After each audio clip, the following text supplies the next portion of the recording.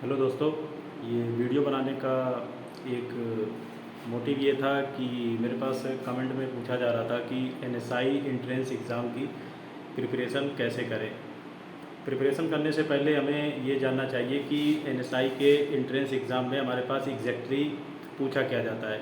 उससे पहले हमें ये पता होना चाहिए कि हम किस कोर्स के लिए उसमें एलिजिबल हैं। जैसे जो बीएससी वाले हैं तो उनके लिए क्या रहता है, शुगर टेक्नोलॉजी कोर्स रहता है, एल्कोहल टेक्नोलॉजी कोर्स रहता है, डिफरेंट डिफरेंट वेराइटीज़ उधर होती हैं। बट शुगर इंजीनियरिंग की अगर स्पेशली बात करें तो शुगर इंजीनियरिंग के लिए हमारे पास सिर्फ एक कोर्स चलता है, एसोसिएटशिप इन शुगर इंजीनियरिंग। तो एसोसिएटशिप शुगर इंजीनियरिंग में हमारे पास सिर्फ बीटेक होल्डर कैंडिडेट ही एलिजिबल रहते हैं। और इसके बाद एक सर्टिफिकेट कोर्स चलता है इंजीनियरिंग का, जिसमें हमारे पास डिप्लोमा वाले स्टूडेंट्स एलिजिबल रहते हैं। अब क्वेश्चन हमारे पास ये आ रहा था कि इसकी प्रिपरेशन हमारी कैसे की जाए। तो इसकी प्रिपरेशन बहुत ही सिंपल है, बिल्कुल इसमें घबराने की कोई बात नहीं है। इसमें हमारे पास क्या रहता है, आपने जनरली पेपर देखा होगा, इसमें सिर्फ दो ही ब्रांच हमारे पास एलिजिबल होती हैं। एक्चुअली तीन ब्रांच रहती हैं, मैकेनिकल, इलेक्ट्रिकल और इलेक्ट्रॉनिक्स इंजीनियरिंग। बट इलेक्ट्रॉनिक्स के स्टूडेंट्स उसको फॉर्म को फिलअप नहीं करते हैं, मोस्टली मैकेनिकल और इलेक्ट्रिकल के बच्चे उसको फॉर्म को फिलअप करते हैं। इन दो ब्रांचों में भी I think 90% majority mechanical students की रहती है और 10% हमारे पास इलेक्ट्रिकल की रहती है। तो मेरा जो बैचलर था वो इलेक्ट्रिकल इंजीनियरिंग था।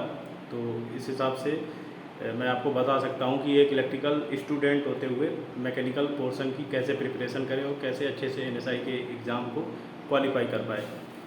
तो इसमें सबसे पहले हमारे पास क्या रहता है, इसका पैटर्न जानना ज़रूरी है। इसमें हमारे पास अभी तक फ़िलहाल जो पूछा जा रहा था, इसमें 40 क्वेश्चंस हमारे पास अवेलेबल रहते हैं और वो 14 मार्क्स के रहते हैं, जिसमें हमारे पास कोई भी माइनस मार्किंग नहीं होती है।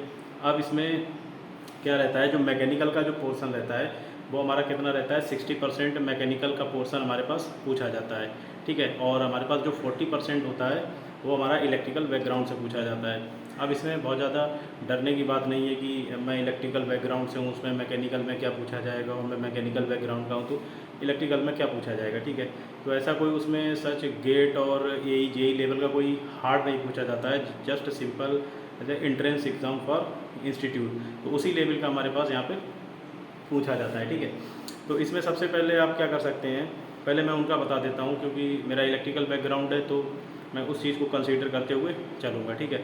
तो जैसे हमारे पास 60 जैसे हो गया, ठीक है, तो 60% हमारे पास जो क्वेश्चंस होंगे वो मैकेनिकल डोमेन के होंगे और 40% क्वेश्चन होंगे वो हमारे इलेक्ट्रिकल डोमेन के होंगे। तो इलेक्ट्रिकल डोमेन से जो बच्चे बिलोंग कर रहे हैं, इलेक्ट्रिकल डोमेन में क्या करना चाहिए 40% को कवरअप करने के लिए, उनको सिंपल मशीन्स में इंडक्शन मशीन देख लें, जिसमें हमारे पास सिंक्रोनस स्पीड का फार्मूला स्पीड निकाली जाती है, पोल निकाला जाता है, फ्रिक्वेंसी निकाल दी जाती है, ये देख लें, ठीक है।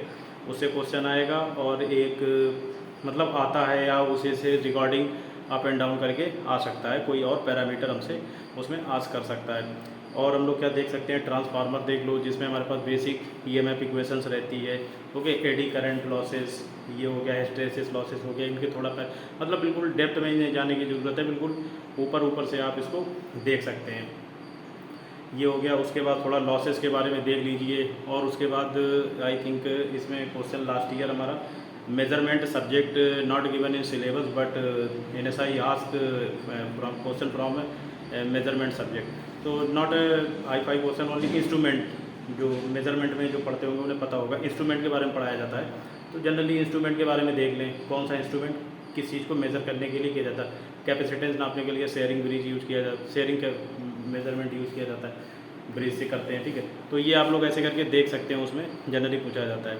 मतलब इलेक्ट्रिकल वाले अपना आराम से कर सकते हैं, जो मैकेनिकल डोमेन से हैं वो इन सब चीज़ों को देख सकते हैं, मतलब बेसिक नॉलेज दे सकते हैं जनरेटर के बारे में, मोटर के बारे में, कौन से थंब रूल से कौन सा जनरेटर और मोटर की वर्किंग क्या रहती है, डिफरेंस क्या रहता है, वगैरह वगैरह, ये सब चीज़ें आप लोग उसमें देख सकते हैं। अब रही बात मैकेनिकल की, कि मान लो इलेक्ट्रिकल के हैं और मैकेनिकल को क्रैक करना है, या मैकेनिकल के हैं कैसे क्रैक करना। मैकेनिकल का उसमें सिलेबस दिया रहेगा, सिलेबस के डेप्थ में ना जाते हुए आप थर्मोडाइनमिक्स लॉस जितने होते हैं उसको अच्छे से दे सकते हैं। और उसके बाद थोड़ा हमारे पास शियर फोर्स रहता है, इस जो भी ये टर्म रहते हैं इसको आप अच्छे से फोर्स के बारे में देख सकते हैं। और आपका बियरिंग वगैरह में कौन सा मटेरियल यूज होता है उसको अच्छे से देख सकते हैं, बियरिंग कौन सी यूज होती है इसको देख सकते हैं। यानी कि हमारे पास जो उसमें भी ज़्यादा डेप्थ में हमारे पास नहीं पूछा जाएगा, नॉर्मल उसमें हमारे पास पूछा जाता है। ठीक है, उसके सिलेबस में क्या कर सकते हैं आप, लास्ट ईयर का question paper I think NSI की साइट से आप लोग डाउनलोड कर सकते हैं, उससे एक बेटर आइडिया मिल जाएगा कि प्रिपरेशन को किस हिसाब से जाएं। अगर आप लोग सिलेबस लेके चलेंगे तो इतना हार्ड उसमें नहीं पूछा जाता है, तो उसमें सिलेबस को ही कंप्लीट करते करते आपको समय लग जाएगा। ठीक है, आई थिंक आपको समझ में आ रही। और फिर ये भी मैं बता देता हूँ कि कितनी कट ऑफ जाती है क्या है। जैसे उसमें मेंशन तो होता नहीं है कितनी जाती है, बट अकॉर्डिंग टू मार्क्स अगर देखा जाए क्लास में जो बच्चे आए थे 40 मार्क्स का रहता है। कहने वाले तो ये भी कहते हैं कि 40 आउट ऑफ 40 उन्होंने गेन किया था, बट ऐसा होता नहीं है। किसी भी एंट्रेंस एग्जाम में कोई फुल मार्क्स नहीं गेन कर सकता है, ये आप लोगों को भी पता होगा। तो आई थिंक अगर आपके 40 में 60-65% के बीच में अगर आपके मार्क्स आ रहे हैं जनरल कैटेगरी में, तो आप आसानी से NSI में एलिजिबल हो जाएंगे। उसके बाद भी बेटिंग में भी आ जाता है, बहुत से लोग छोड़ते हैं, उसके बाद बेटिंग क्लियर हो जाती है, उसके बाद भी हमारे पास हो जाता है। ठीक है, आई थिंक इतना सफिशियंट है। अगर और कोई प्रॉब्लम होती है, कुछ जानना है तो आप कमेंट कर सकते हैं और हमसे पूछ सकते हैं। प्लीज़ चैनल को लाइक शेयर और सब्सक्राइब कर दीजिए, ताकि आप मुझसे कांटेक्ट में जुड़े रहें और आपको जो पूछना है तो आपसे पूछ सकते हैं। Thank you.